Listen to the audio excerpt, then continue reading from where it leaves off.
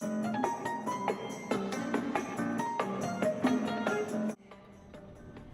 guys, welcome to the studio. Today we're doing an epoxy resin pour on top of this painting.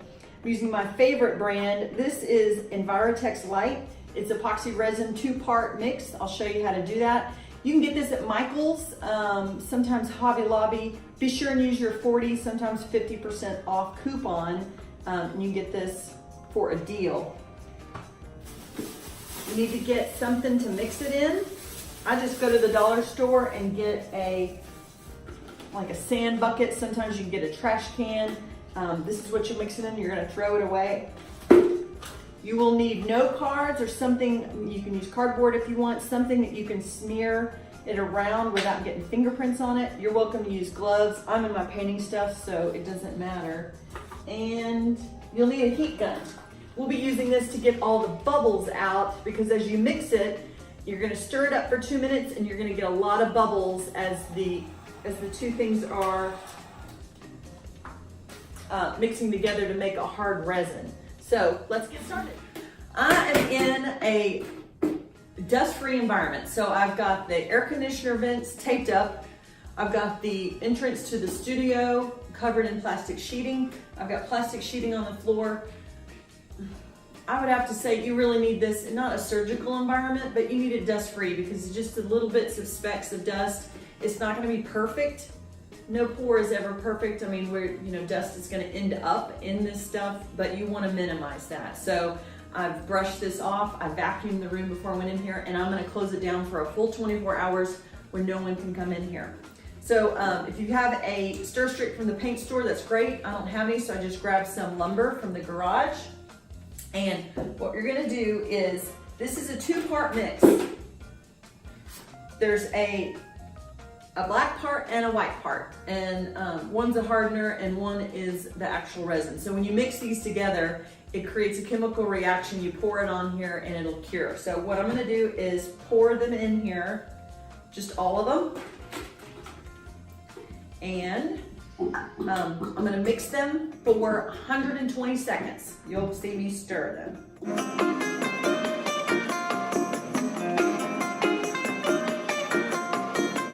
What I'm pouring on is a hard panel. If you're doing this on canvas, you would need to reinforce the back, because it's a real heavy pour and it'll cause your canvas to sink and drag in the middle. I'm gonna take, this is the messy part. So you need something hard like a cardstock, and if you're just gonna drag it to the edges, because it's pulled in the middle. And I already have a couple things in here I'm gonna have to fish out. That's okay. It's messy at first. This is easier to do in the summer when this is a little more pliable.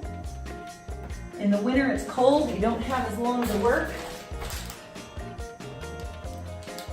You want to drag it to the edge because it starts curing.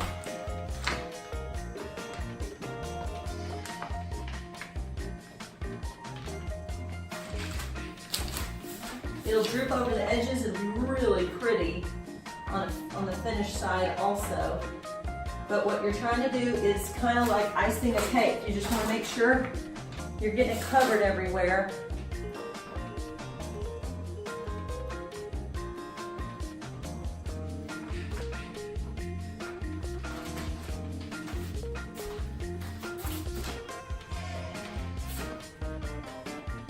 I'm gonna take, this is a heat gun, I'm gonna put it on high. This gets the bubbles out and helps me to get an even finish on this.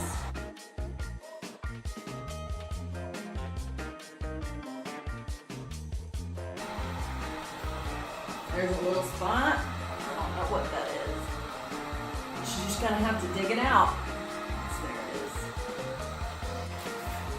is. Best advice, get an extension cord on your heat gun, so you can move it around without worried about your cord being dragged through the epoxy.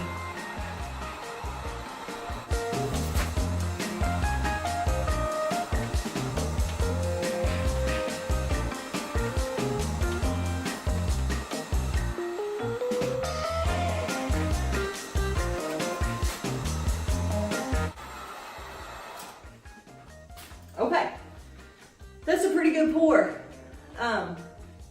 Might sit here for a couple minutes and make sure that if any bubbles pop up, I'll hit them with the heat gun. If it gets too hot, you know, if you go over it too often, like right now in there, I don't know if you can tell, it's a little steamy in here. It's warming up, and so it gets more liquid. I don't know if you can hear it, it's dripping onto the ground. You don't want to do it so hot that you're going to leave your sides bare. So I think this is a pretty good pour. There is very few bubbles. If you're not accustomed to working with a heat gun, be mindful that this little place is hot. I burned my arm last week doing a pour because I just put it in the crick of my arm. But I think this is a good pour. I'm gonna leave it like this. I'm taping the room up. It'll probably be cured in 12 hours. I leave it for 24. And so we'll check on it tomorrow, and you'll get to see the finished product was. No big deal, right? Stir it for 2 minutes and pour it on. Get the lint out, get the bubbles out, and just let it sit.